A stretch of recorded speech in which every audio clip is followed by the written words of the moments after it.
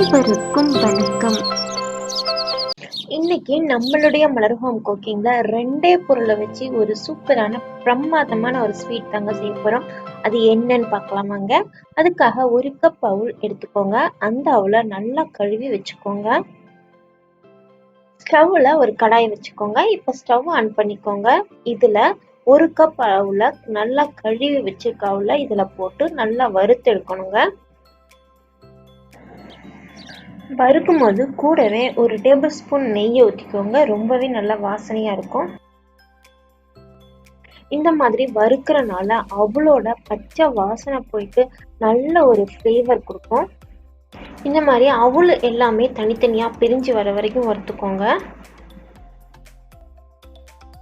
இதுல ஒரு 1/2 கப் அளவுக்கு தண்ணி ஊற்றிக்கோங்க.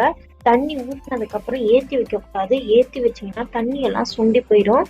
இது தண்ணிலே நல்லா வெந்து அவலெல்லாம் கிட்டத்தட்ட களி மாதிரி நல்லா குழஞ்சி வரணும். அதுக்காக தான் இந்த தண்ணி ஊற்றுறோம். தண்ணி ஒருவேளை பத்தலை அப்படின்னா இன்னும் கூட கொஞ்சம் ஊற்றிக்கலாம். நீங்க நம்மளுடைய அவல் நல்லா குழஞ்சி கிட்டத்தட்ட சப்பாத்தி மாவு மாதிரி உருண்டையா வந்திருக்கு. இந்த பதம் வர வரைக்கும் நீங்க கிளறிட்டே இருக்கணும். இந்த அவுல்ல 4 டேபிள் ஸ்பூன்ல இருந்து 1/4 கப் அளவு வரைக்கும் நம்ம சர்க்கரை போட்டுக்கலாம்.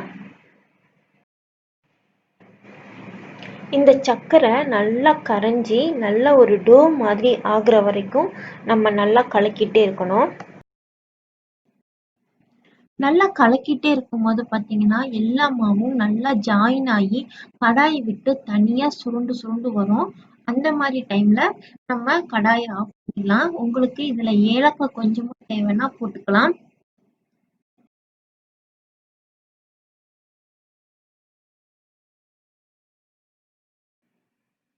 ஒரு பிளேட்ல நல்லா நெய் தடவிக்கோங்க. நெய் தடவுனதுக்கு அப்புறம் நம்ம செஞ்சு வச்சு ரெடியா இருக்க அவுல இதுல போட்டுட்டு மேலெல்லாம் நல்லா லெவல் பண்ணிருங்க.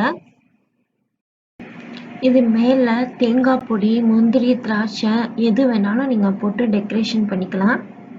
நல்லா ஆறுனதுக்கு அப்புறம் பீஸ் பண்ணி சாப்பிடுங்க.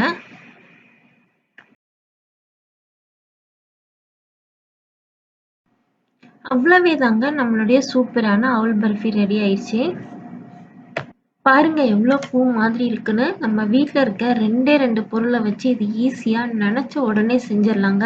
நீங்களும் ஒரு தடவை ட்ரை பண்ணி பார்த்துட்டு சொல்லுங்க. நன்றி, வணக்கம்.